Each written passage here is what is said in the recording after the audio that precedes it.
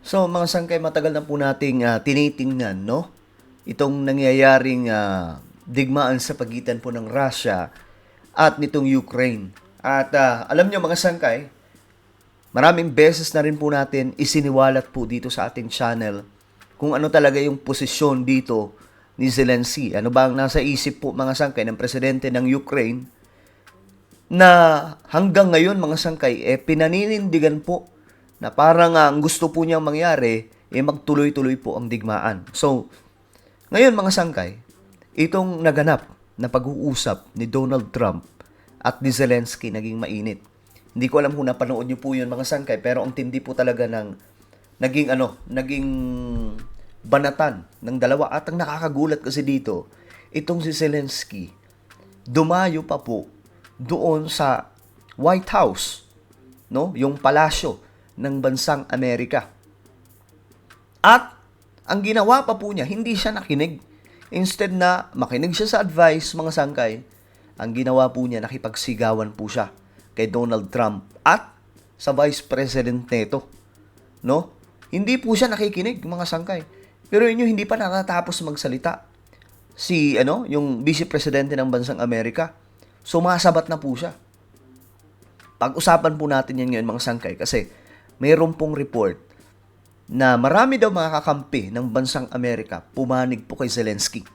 Ngayon, tingnan po natin ang report about dyan. But anyway, before tayo magsimula, pakisubscribe po muna yung ating YouTube channel. Tayo po ay 1.4 at road to 2 million subscribers na. So kung ikaw ay hindi pa po nakakapag-subscribe, wala po kayong ibang gagawin kundi pindutin nyo po yung subscribe button na makikita po sa baba ng video na to. I-click nyo po yung bell at i-click nyo po yung all. At sa mga nanonood po sa Facebook, i-follow nyo po yung ating Facebook page. Okay, shoutout nga pala sa lahat ng mga Solid Sangkay. Mag-comment po kayo sa baba ng hashtag Solid Sangkay. Ngayon, eto na nga po ang nangyari. After po ng pag-uusap, actually, hindi ko alam kung natapos po yung kanilang pag-uusap mga sangkay kasi sumabog po talaga eh. Kung napanood nyo lamang po yung video, talagang nagkaroon po ng clash na nangyari. Si Trump at itong si Zelensky. Ngayon, ang nangyari daw mga sangkay after neto, yung mga leader doon sa Europe, nagkampihan mga sangkay, kumampi po sa side ni Zelensky dahil para po sa kanila, tama po si Zelensky. Pero alam nyo mga sangkay, ang gusto kasi talaga ni Trump, matapos na itong era ng digmaan nila kasi marami na po. Alam nyo ba mga sangkay na ilang daang libo na po yung pumapanaw ng mga sundalo doon po sa Ukraine dahil po sa digmaan na ito. At ngayon, mayroon pong deal, pangkapayapaan itong si Putin. At alam nyo mga sangkay, kung napapanood nyo lang ako dati, maraming beses ko na pong isiniwalat na itong si Putin lagi pong nag-o-offer para matapos ang gera. Pero itong si Zelensky, mga sangkay, iba eh. Ang gusto niyang mangyari, tuloy-tuloy ang gera. Kasi ang gusto niyang mangyari, mga sangkay, mag-trigger po ito. At lahat ng mga bansa kakakampi sa kanya para pulbusin na ang Russia. So sa madaling sabi, siya magiging bayani at that time. Kapag nangyari yan. Kung matatalo po nila, alam po natin mga sangkay na hindi pa po ganun kaseryoso itong ginagawa nila Putin ngayon, dyan sa hindi pa po yan seryoso. Diyos mio Marimar, may po yan, may nuclear mga sangkay, hindi pa po yan nagbibitaw ng mga matitinding weapon. Ngayon, ito ang nangyari mga sangkay, tingnan po natin. Nagkampihan daw po eh. Ito nagkampihan daw po yung Western leaders, nagpahayag ng pagsuporta kay President Zelensky ng Ukraine. Balita sa ibayong dagat, nagpahayag ng suporta ang ilang Western leaders kay Ukraine President Volodymyr Zelensky. Pakaraan ito makipagsigawan kay US President Donald Trump sa isang meeting sa White House. Kabilang dito si Prime Minister Keir Starmer ng United Kingdom. UK. Prime Minister ng UK. Sino pa ba? Nahiwalay na nakipagpulong kay Trump at Zelensky matapos ang insidente. Ngayong linggo ay dadalo sa summit na ipinatawag ng United Kingdom ang European leaders para pag-usapan ang suporta sa Kiev. Ang Kapitolyo ng Ukraine. Una rito hinikayat ng UK Prime Pero hindi ko alam kung paano nila lulutasin to mga sangkay. Not sure kung paano po nila malulutas to kasi alam nyo, itong bansang Amerika, yun na po yung kanilang proposal para po talagang maayos na ito eh. Kaya nga lang mga sangkay, nakikipagmatigasan po talaga itong si Zelensky. Ngayon, kampihan po sila ng kampihan. Ang problema dyan, kung sasakyan po. No? Kung sasakyan po ng Amerika yan, kumbaga sasabihin ng Amerika, okay, sige, papanig na ako sa inyo kasi nga, yun yung gusto nyo eh. Yun ang gusto ng mga kakampi ko eh. Ngayon mga sangkay, ito matindi. Mukhang ilalaglag na po si Trump. Not sure mga sangkay, no? Kung gaano katindi itong gagawin. Pero sabi po dito, Trump-Zelensky clash. Ukrainian, itong MP, mga sangkay, isa po sa mataas na opisyal ng bansang Ukraine. Nananawagan daw po ng impeachment laban po kay Zelensky. Yun po yung abangan natin. Kung ano po yung gagawin mga sangkay. Kasi tumitindi po ito ngayon. Tumitindi po itong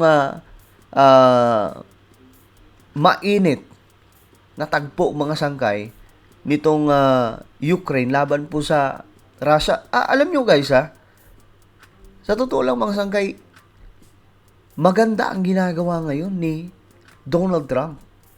Na ang ginagawa niya, instead na pag-awayin po itong mga bansang nagkakagulo dahil po sa digmaan na ito, okay, imbis na mag-away kayo, ito, pagbabatiin ko kayo.